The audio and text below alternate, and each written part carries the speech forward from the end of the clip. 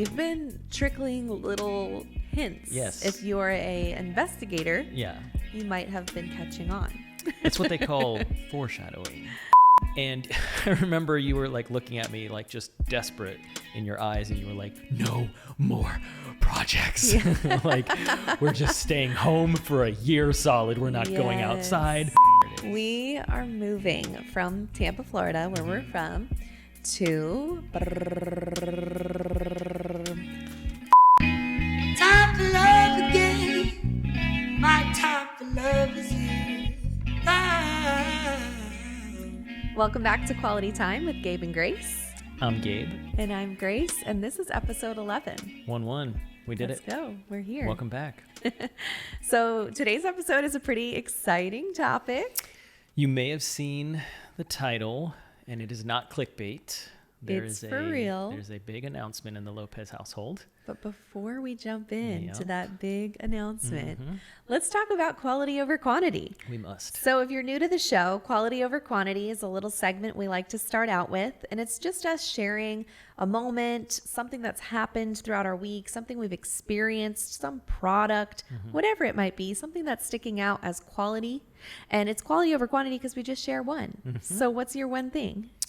Mine is special, and it is a rarity in today's day and age. Okay. So this week, we have a neighbor, a beautiful neighbor who I will yes. not mention by name, but she knows who she is. I doubt she watches, but, but just to be clear. So just this weekend was Easter, so that's kind of the setting here. So she texts us, and she was like, hey, happy Easter. I'm on my way to my sister's with a couple of goodies, and I made some homemade macaroni and cheese. Yes. And some quiche with bacon in it. And that's all I needed to hear. I was like, yep, bring it. And so she offered, and, Grace, who doesn't eat meat, was like, well, I don't eat meat, but Gabe does. And I was like, just, yes, send it. All the things. She was like, any dietary restrictions? Like, Yeah. And I was like, Gabe will eat anything. I was just like flashing back to that thing we used to say as kids. I'm like, I want a seafood diet. Yeah. When I see food, I eat it. So anyways, she brought it over. She's so sweet. And this is like our next door neighbor. And it was delicious. Like immediately, I was actually really hungry when she offered. So I was like, yes, which is probably, when you like go shopping while hungry, and that's like not advised. You should maybe not say yes to just strangers' food when you're hungry, but I was starving and we know her. So anyways, it was delicious, ate into everything. And I just thought, what a awesome sort of pastime, like an American pastime, to have a neighbor come and just drop off a baked good or something they cooked. Sure. Again, like there's always like a fear these days of like, is there anthrax in this? Or like, am I going to be poisoned or whatever? Well, so many people don't even know their neighbors nowadays, seriously. and that's so refreshing to have someone who would like offer to come by, bring something over. It's really sweet. Yeah. So that was tasty. We love you. You know who you are. And, just bringing it back. It made me like want to, like we were joking around. We had some pastries from a French pastry spot that your mom brought over. Yeah. And they were like half eaten. And I was like, do you want this half croissant? Like I only ate on the other side of it, but like I bit over here. You can bite over here. It's really good. Yeah. I just felt like, meeting her generosity with generosity, but we had nothing to offer. So that's a we note. might need to think of something we could make and bring to her. Just like some, I don't know, some affogato. Ooh, we could have like an affogato neighborhood block party where we're just slinging. Like a little lemonade stand. Yeah. All for free. Hey, summer's coming. That's right. I mean, it's pretty much summer here in Florida. Yeah, in Florida it's summer year round. But Yeah, we're hitting the 90s, so affogato season. Affogato season. How I about love you? that. That's great. So my quality over quantity this week, I often touch on a food, but this week I'm going in a different direction. Okay. So as a mom, a new mother, I'm 8 months deep. Our little guy turns 8 months this week, which is just wild. But one thing that I have realized is such a necessity is a really good stain remover. Yeah. Because It's a must. I mean, there's just stains on everything. Once a day at least. For sure. Yeah. So I have my product right here, not Oh. sponsored, but this is Miss Mouth's Messy Eater Stain Treater. I've seen a lot of people shout this out like when I was pregnant and I was looking for different things. And so I'm really glad it actually says on here a parental essential, and it is for sure that. Totally, yeah. Because it really works. It's amazing. So our little guy tried kiwi. We've been doing like baby-led weaning, so he tries different foods like finger foods each week. And on Mondays he does a fruit. So last week he did kiwi, and he really liked it. And I didn't think he ate that much of it, but then the next day he had a pretty severe blowout on his playmat, and it was like full of kiwi seeds. Yeah. Sorry for the TMI, Yeah. but it was evident that the kiwi had led to this blowout. But I pulled this out and it worked wonders. Yeah. And then I threw the mat into the washing machine, and it was like good as new. So if you're a mom out there or dad and you have little ones making stains, this is it right here. It really did. I mean, seeing the, disaster area, it was like mustard soup. And I was like, that rug is toast. Like, we're just throwing it away. Yeah, because getting it's a new one. cream like Sherpa rug. Yeah. And then, just a couple of sprays of that or whatever. And just like walking and seeing the aftermath, I was blown away. Yeah. And then he like did it again the next day. But, That's true. it keeps helping. It's so true. Well, it's the gift that keeps on giving. Yeah. Well, we're so excited to jump into this topic this week because it's an announcement. And we thought, do we want to share this on the podcast? And we came to the conclusion, yes, because it's a great way actually to share it with like all the people we know without having to make like a million phone calls and with a tight timeline, which we'll get to. We may not have time to see every person we want to see. Yeah. So this is like a great kind of personal sit down where we get to talk it out about how we got to where we are and where we're going and why and all the things. So are you ready? Yeah. So do we like count it off? How do we do this? Yeah, let's count it off. Okay. 1, 2, 3. We're moving. There it is, guys. There it is. We are moving from Tampa, Florida, where we're from, to Tennessee. This is literally like we're filming a kids show. We told you we were entering our country era. Oh, yeah. We've been trickling little hints. Yes. If you're a investigator, Yeah. you might have been catching on. It's what they call foreshadowing. Yeah, for Yeah. sure. Unintentionally. But Yeah. yeah, we have been like dropping little like, what do you call those? Easter eggs? Yeah. 'Tis the season. So we're moving to Tennessee. Yep. And why the heck are we doing that? So many reasons. Let's start with maybe the more surfacey reasons, because I think Sure. the rest of the episode, we want to talk about the depth and sort of the Absolutely. real deeper why. We've lived in Florida for a huge bulk of our lives, Yeah. and specifically in Tampa, for me, at least for like 15 years, Yep. you for basically the duration of our marriage, pretty We're much. coming on 9 years. Coming on 9 years.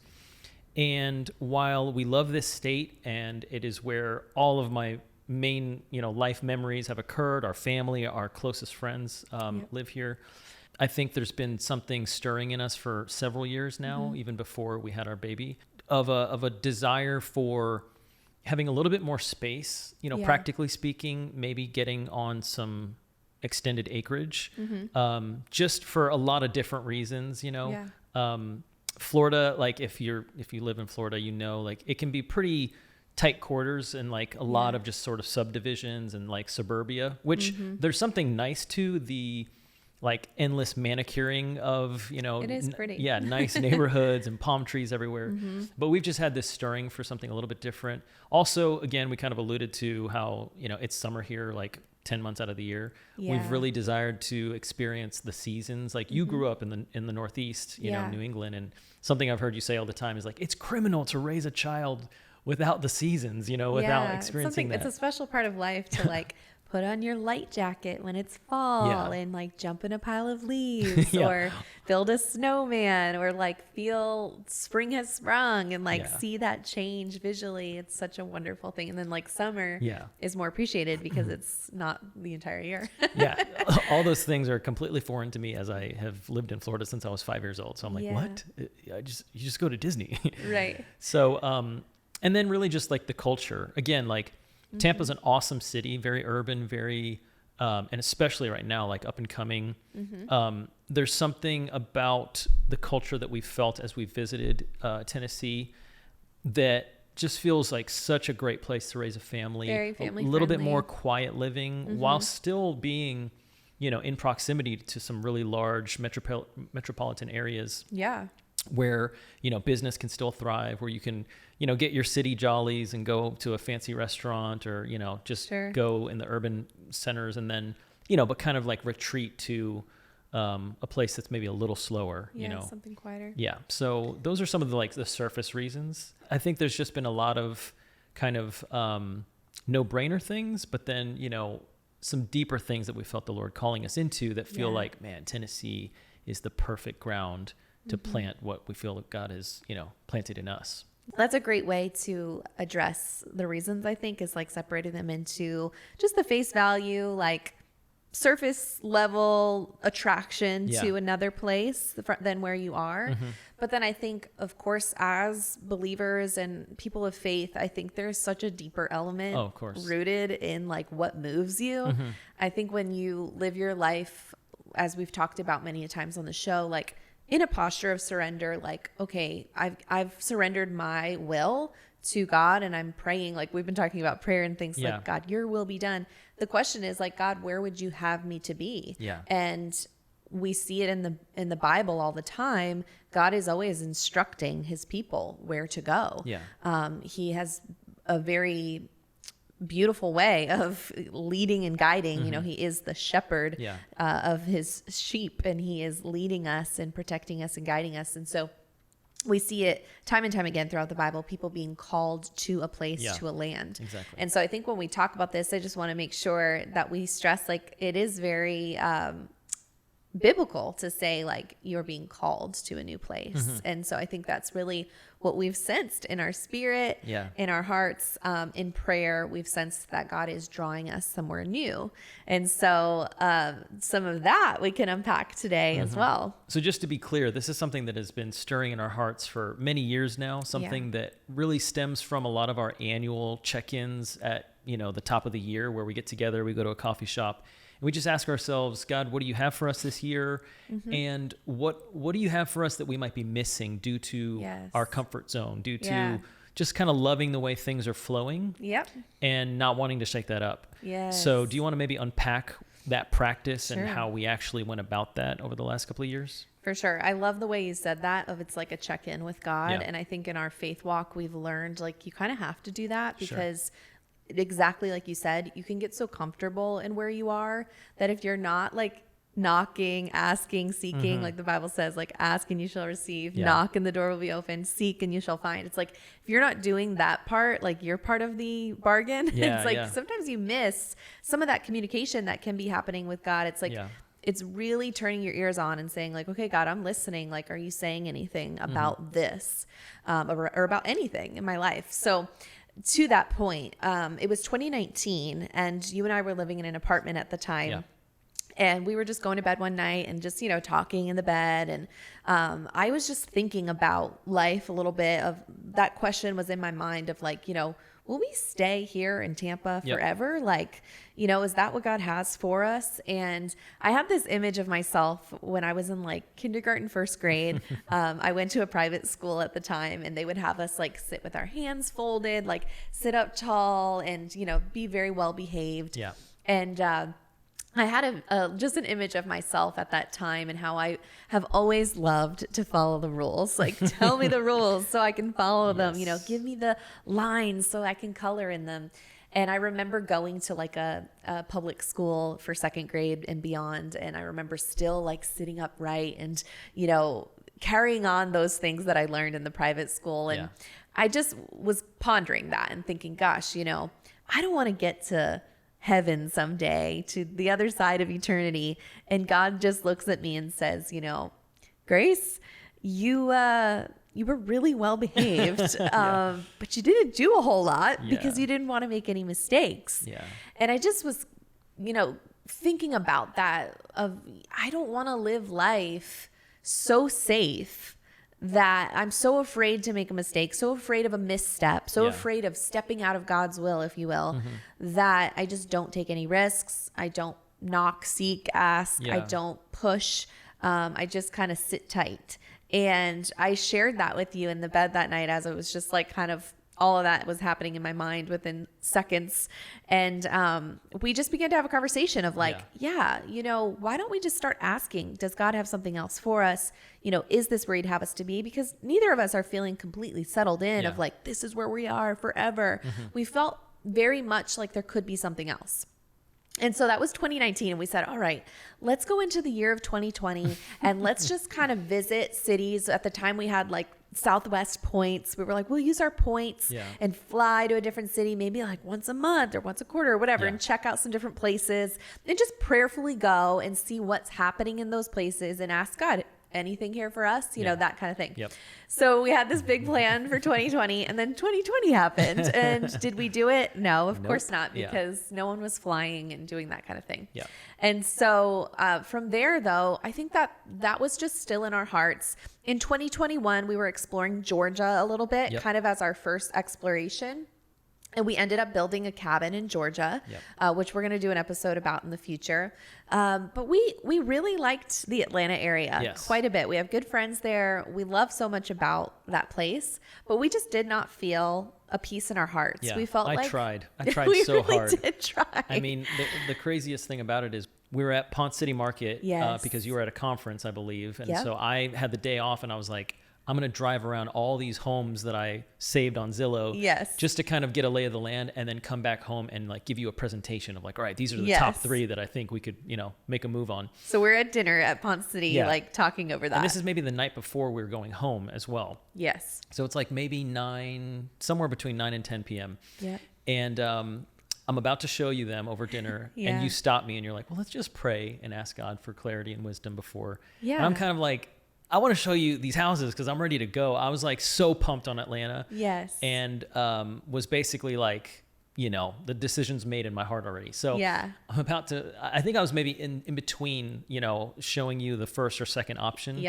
And then we were talking about it. I think I'd put my phone down and then my phone buzzes. I pick it up and it's a realtor.com notification that the house that we're sitting in right now, which was a house that we'd put an offer on months and lost prior, to a cash offer, was back on the market for just. And it was the house. I mean, we had looked at so many houses for years. On and off, we were looking for a house in Florida and we could never find a house. And this was the one house that we were like, wow, I think this is our house. I was convinced. And then when it went away, I was like, God, I think someone stole our house. Like, this is for us. It's kind of confusing. So 3 months later, we're in Atlanta. Because at this point, I'm like, okay, Lord, you must be speaking that like we're not meant to live in Florida because all the doors have closed.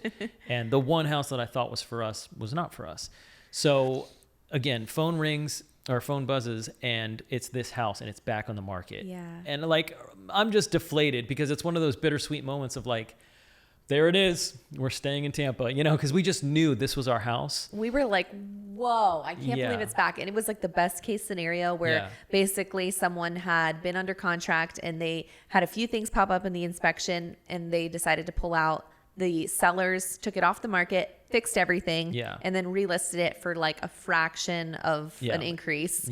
And so it was like the best they did all the hard scenario. Work for us basically and was ready to go. And so anyway, so that dream for Atlanta kind of closed right then and there. But obviously the whole time we just knew that, hey, that's not what the Lord had for us. And we had knocked on the door a little bit more, maybe me more than you, or I'm just like a Zillow obsessed freak over here. But, it was interesting because we just never felt a peace spiritually, like practically, like, at the reasons that we just described for why we're going to Tennessee. It's like all that was there for Atlanta. We had all these, practical surface level reasons. But when it came to the deeper things and asking the Lord, like, is this for us? It was just a clear no. And that was frustrating, but it's like, what are you going to do? You have to be obedient to that. So really for the last 4 years, we've just settled into this house. This house has been such a gift. I think we really saw God's hand of favor and blessing on receiving the house the way that we did. There was just details worked out with the sellers where it was like we knew that God was in it. Absolutely. And it felt like just a blessing to enjoy. And so we've really enjoyed this space. And I would say it was probably nearly a year ago I was home alone one day and I was actually just watching a podcast, and the podcast was actually being filmed in Tennessee. Whether that detail means anything to anyone else or not, I thought that was an interesting piece. But they were talking about things of God, and it was just moving me like in my spirit. And I actually paused it, and I just had to kind of like step away. And I went into our bedroom, and I was pregnant at the time, but I just like kind of got down on my knees and was just praying. Like I really felt moved to tears. God was just doing something in my heart. And in that moment, we talked last week about God's presence and him speaking to us in prayer. And it was definitely one of those moments for me where I just felt like God began to speak to my heart. And I felt like he was saying what needed to take place in this house, in this place that you are right now, has taken place. And I just felt like he was releasing us from the season of this house. And I was so surprised by that. I wasn't like going into the day looking for that. I really wasn't asking the Lord about that. It just was like, it was time, and it was like I knew it.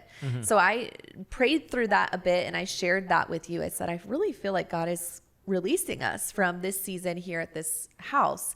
And so why don't we come back to the drawing board of like, is there another state that we want to go visit? So we talked through that, and we felt really good about visiting Tennessee. We checked out one city while we were up in North Georgia. We were really close to Chattanooga. And we checked out Chattanooga. You liked it more than I did. We kind of scratched that one off the list. And then we had another place we wanted to go at the top of this year. And so that was Franklin, Tennessee, everybody. Franklin, Tennessee, just outside of Nashville. This was another place of curiosity for us. And so we went ahead and made a trip out of it in the new year. We went up there, and we just thought, maybe we can look around and even see some places that we could consider starting an Airbnb there, because that's what we're doing with our property in Georgia. And so we're looking around curiously and prayerfully, and we just started to think, this might be it. So we came back from that trip, and we were jazzed. And we went just into a time of focused prayer for about a month. And we thought, obviously this is not a decision to make lightly. We really wanted to enter into prayer. So we took time to fast and pray through January into February. And there was just confirmation after confirmation after confirmation, clarity. As clear as day. we actually, at the end of the fast, I have a whiteboard in my office, and I pulled it out, and I was like, let's just compile all the things that we feel the Lord has said, just so that we're clear. Because again, with such a big move, you definitely don't want to phone it in. You have to know that that this is what God's saying, and that you're not adding anything on to his revelation. And so we just took turns, maybe sharing from our personal notes or things that we were on walks that we heard. Or one of the coolest things was, our pastor gave us a word that I don't think he even realizes was one of the defining moments, and the really like the big kick in the behind to like go for it. And that was like the Sunday we came back from our initial trip. I was playing drums. I volunteer on the music team at our church.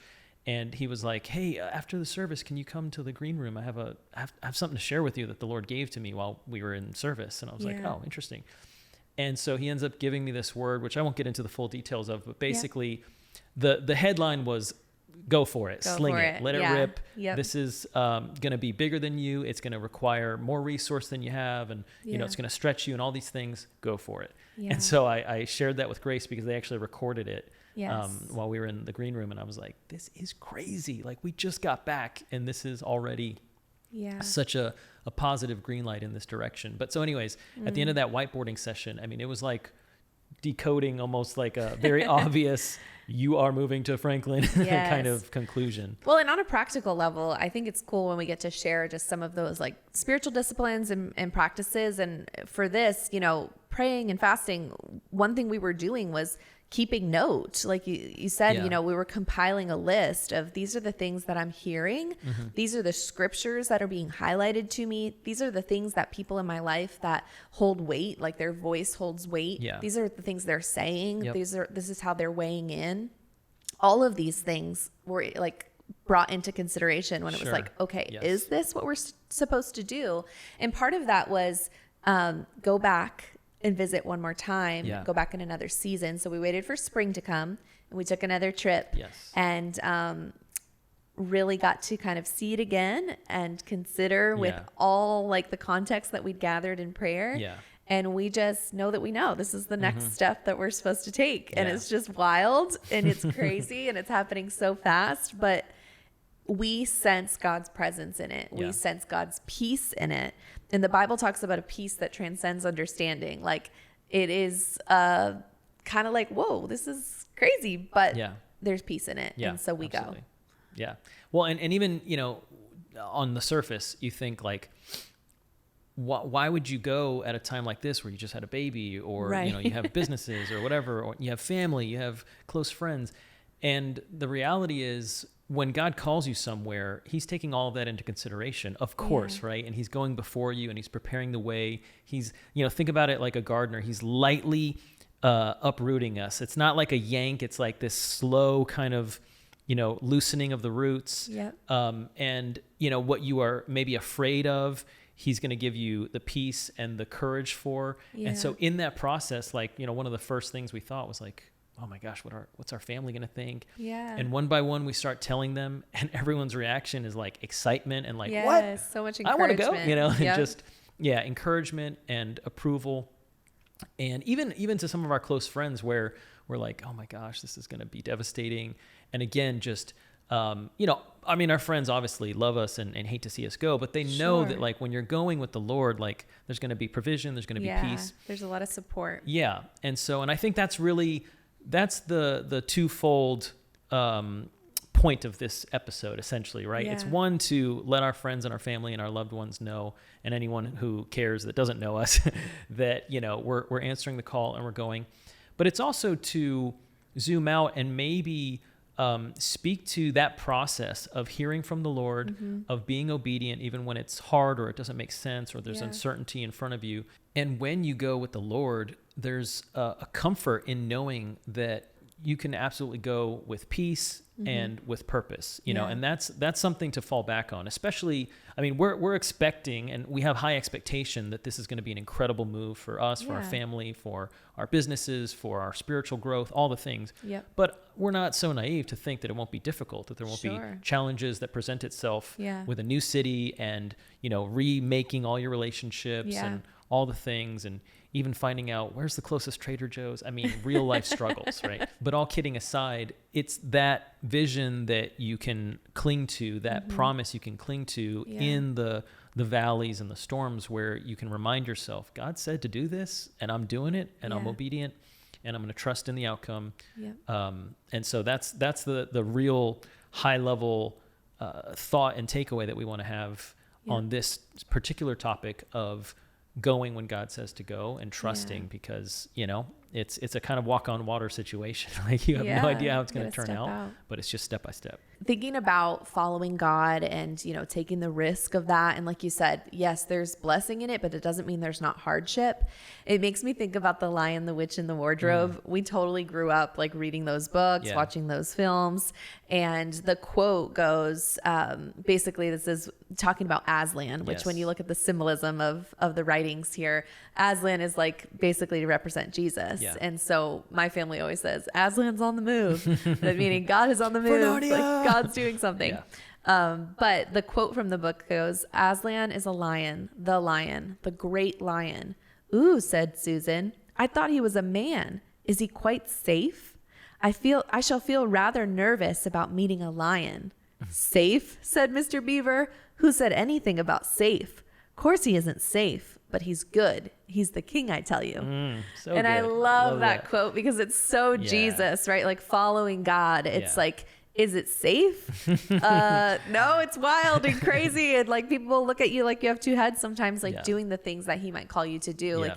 Like even the practicals of like, we're moving before the baby even turns one, Yeah, like yeah. things that, if you told me a year ago, I'd be like, heck no. Yeah. But God moves on your heart and you Yeah. feel, a pull to take risks. That's even a funny little side story that I was reminded of when you were talking earlier is, we had built this cabin for 2 grueling years. It was a very Yes. challenging, rewarding, but challenging project, especially Yep. building something out of state. We'd never Yep. done that before.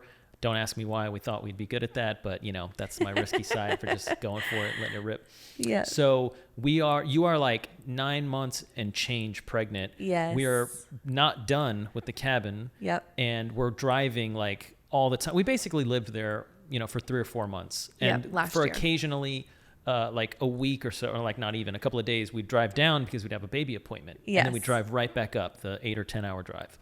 Oh, So it anyways, was a lot. yeah, you're like busting at the seams. We're essentially giving birth to 2 huge things here.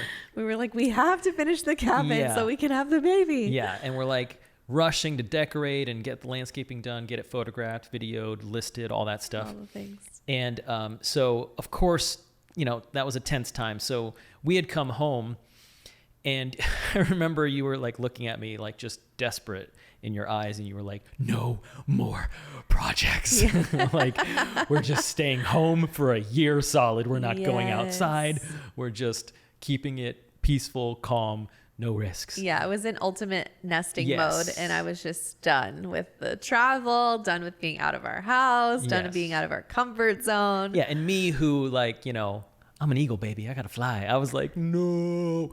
But I understood. And I in that moment chose my words wisely, and I was like, okay, no more projects. Yeah. And I then just wanted quietly normalcy. quietly plotted in the closet. But anyway, so then fast forward, we have our baby boy. And I think maybe he was in somewhere between his like 2nd or 3rd month or something Yep. like that, pretty early on. And then Grace comes to me with this, oh, you know what it was? It was the coffee date where Yes. we had actually been off decaf. Wow, we're realizing this live here. This is all Whoa. entwined with the podcast. Yes. We had been decaf For years. caffeine free for a while. And so obviously when you're sleep deprived in the first weeks of baby life, You're like, maybe we you're should s- try a little yeah, like we're caffeine struggling. again. We're like making, little exceptions to our rule. And so we're like, yeah, we should probably get back on, like I'm dying here. So And there was a new coffee shop too that we were like, let's go check it out. And they Yes. didn't have decaf. Oh, So we yes. got regular. Brutal. Yeah. That's what it was. So we got regular. And if you've not been on decaf for that long and then you get on it, I mean, even the smallest sip is just like instant, like I'm in love, and I don't care It who felt knows like it. our brains got unlocked. I remember we had my 6-week postpartum visit that day, and we were like talking Oh, with the yeah. midwife Talking for her ear off. Oh my goodness. Yeah. We were just chatty Cathy's, and we were like, so sorry. We just had caffeine, and we haven't had caffeine in years. Yeah, it was literally like the movie Limitless with Bradley Cooper, where he just like unlocks 100% of his brain. We were just Yeah. like, what about this idea? Oh, we could do this. Let's travel here. Let's do that. But in all seriousness, we had like so much inspiring Yeah. conversation that day. We literally were like making the decision to start a podcast, and we started talking about moving Yeah. to Tennessee. Those were the 2 big life changes that came out of that session, where we were like, back to the question that we were asking, we were like, God, is there anything that you've told us to do, or any creative Yeah. idea, any venture that you've given us the mind for, but that we haven't pulled the trigger on? Yeah, like it's dormant, which Yeah. again, if we're looking for practicals and application, I love that one too. It's like, God, what are some things you've already spoken to me or ideas you've given me and Yeah. they've just been laying dormant? Yeah. Like, do you want to breathe life on those? Yeah. And so that was that's crazy. Here we are. Quality time, y'all. So now here we are on Yeah. the podcast announcing our move. Yep. So That's meta. wild. And that was about 6 months ago. Yeah. Crazy. So what are you learning in this process? I mean, there's so many things that we could talk about, and we've shared so much that's in our hearts already. Yeah. But what are you taking away? Like, what are your lessons in this season of being called somewhere new? Personally, I am learning to have more of a true communion and sort of day-to-day relationship with God, where, if I'm being honest, my default nature can be, ready, fire, aim. Like I just Yeah. want to go, like I want to go fast, like, Ricky Bobby over here. And so that is obviously in opposition to Yeah. a relationship that is walking hand in hand at the pace of God the Father, who calls the shots. Yeah. So for me, obviously being the head of the household and trying to be the spiritual leader for us, when we're talking about uprooting our lives and moving Yeah. to another state, it's really put an emphasis on hearing from him afresh. And so Yes. that has meant a lot more walks, a lot more journaling, a lot more just checking in and making sure, God, I do not want to end up in, Tennessee and then all of a sudden realize like I missed the mark and I just drug us, halfway across the country, just for a whim or for some desire of my heart and not a desire of yours. So that's for me, the biggest lesson is just the importance. And I really am excited to maintain this rhythm, especially while we're there. Cause like you said, there's some really big kingdom oriented business, ministry, God dreams that are kind of the real reason why we're going. Yeah. That, like you said, we don't even want to talk about publicly just yet because they're in process, they're in writing. Yeah. And we want to honor the Lord and Want to speak to soon. let him kind of tell us what that looks like. Yeah. But that's the stuff that I'm like, okay, I definitely need a daily download to get this right, because this is so far beyond what I'm capable of in my own strength. And I'm actually getting really excited to not do it in my own strength. This is not like a Gabe joint, like solo venture. This is like, we're going to need some help. And so we got to get help from above first. So good. I love that. I think taking it one step at a time. I think about Abraham in the Bible. It says in Hebrews 11, verse 8, it says that he was being led to a land that was unknown to him. Yeah. And it was like he didn't even know quite where he was going, but he had given God his yes. And I think when you're talking about not sharing all the details yet that we don't even really understand fully, it's there's a humility in that to say, I don't have all the answers. I don't know exactly what it's going to look like, but I do know God's saying to take this step. And so I'm going to take this next step. Yeah. And my prayer is going to be just like Moses, who said, if your presence doesn't go, I'm not going. And so same to what you said. It's like my heart posture towards the Lord right now is very much like, I want to stick close to you. I want to be talking with you every day. And we're going to take one step at a time. And that's the faith walk, right? Yeah. It's like living by faith and not by sight. It's like you don't have it all figured out. Yeah. And the second you start pretending like you do, you're starting to fill in gaps with your own stuff instead of just taking steps with God. So I think that's been the biggest lesson. I think also I'm just encouraged to see God's hand at work as we take practical steps. Yes. It's like as we took the step to look for a place to live, very quickly. Yeah, such a cool He story. provided a space for us to live, and it was meeting the criteria that we were looking for to make a very smooth transition. Yes. Also, just relationships, even between like people we've met, like a realtor or friends that we know that moved up there a few years back. It's like he's already connected us to people that are also godly people and that are praying for us. Like that is so meaningful. So I'm seeing God's hand at work in those small ways. We also visited a few churches when we went, and even the connections we were able to make there, or just the challenge that we were able to find within the teachings and things like that has been really wonderful. So let's wrap up this episode in regard to God saying go and making a move. What are you most looking forward to? It's a threefold answer for me. The first being, just the natural beauty. I mean, obviously Florida has natural beauty and the beaches and whatnot, but we're so not used to the rolling hills and some of the mountainous terrain and just like the lush. I mean, it's just God's country, man. It's gorgeous, especially the drive from our cabin, which is only 3 hours. Like that's a huge piece, by the way, of getting us closer to essentially that business. But even that drive up is just gorgeous, through the mountains.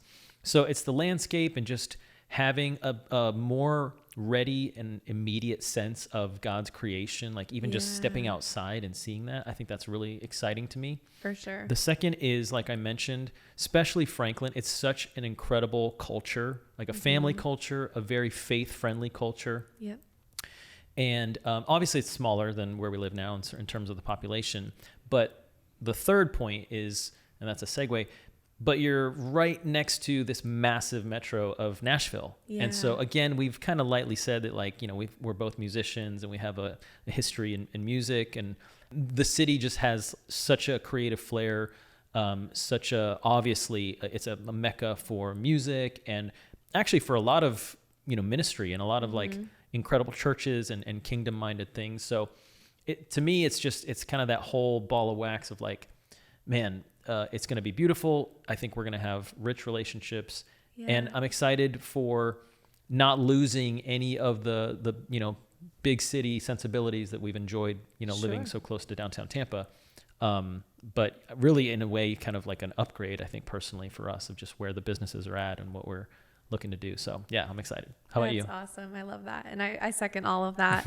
I think just the one thing that I was thinking of when it comes to what am I looking forward to is I was remembering back to 2008, which was an interesting time for us. How many years ago was that?